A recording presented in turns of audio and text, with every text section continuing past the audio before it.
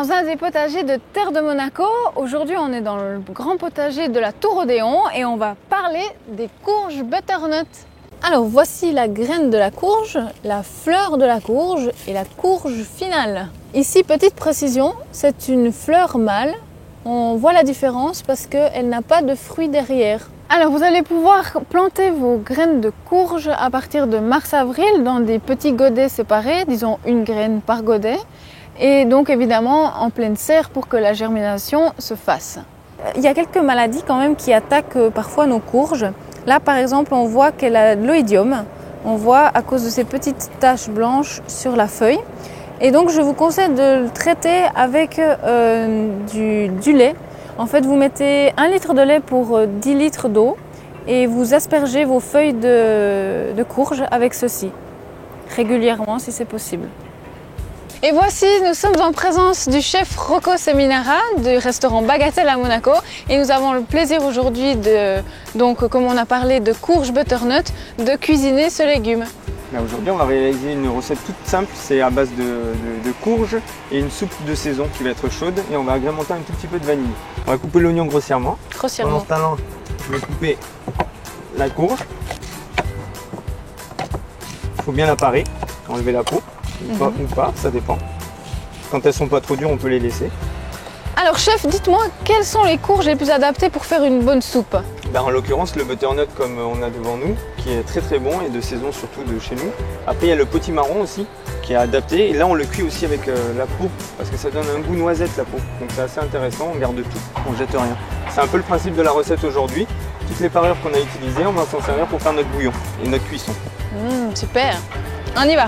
Alors, on était dans les oignons, c'est ça? On était dans les oignons, on taille les oignons, on taille aussi la courge pas trop gros.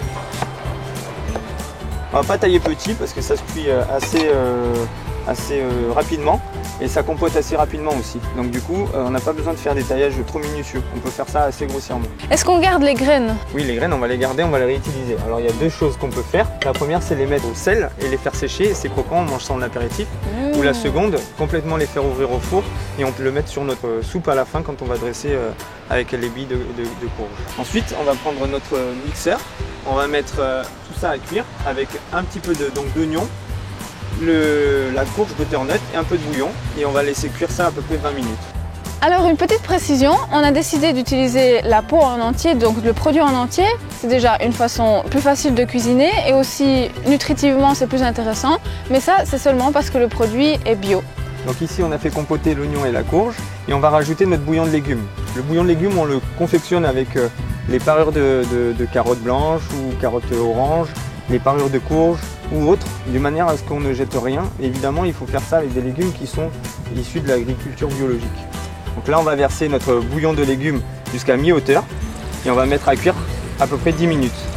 Alors chef, si par exemple on est dans une cuisson plutôt à la casserole, quels sont les conseils? Le conseil c'est de prendre l'oignon, de le faire confire, ensuite de rajouter la courge au bout de 2-3 minutes et couvrir avec le bouillon de légumes à mi-hauteur et laisser cuire avec un couvercle pendant à peu près 10-15 minutes. La courge ça cuit pas très longtemps.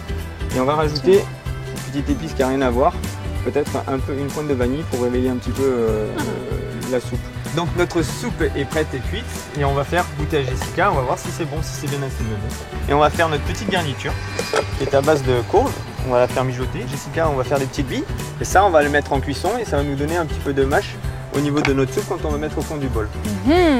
Donc là on va passer à notre dressage, on va mettre dans le bol, dans un bol c'est très important parce que ça va garder la chaleur, parce qu'une soupe ça refroidit assez vite. Les petites billes de courge que Jessica a fait tout à l'heure, bien assaisonnées. Alors elles sont assaisonnées avec quoi? Là on a fait une petite cuisson légère avec de la fleur de sel, du poivre et c'est tout. Et on va pouvoir mettre, puisqu'on a la chance aujourd'hui d'avoir des fleurs de capucine, on va pouvoir rajouter quelques pétales de fleurs. Ça va relever un petit peu l'assaisonnement et le goût poivré. Un peu de poivre. Un peu de poivre, un peu de sel. Un peu de sel. La capucine c'est une fleur évidemment comestible et qui a un petit goût de radis excellent. Une soupe chaude.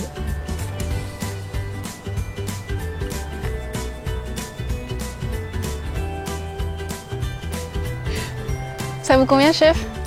Parfait. Donc on termine par un dernier petit filet d'huile. Fabuleux. Merci chef. Bon. Merci Jessica.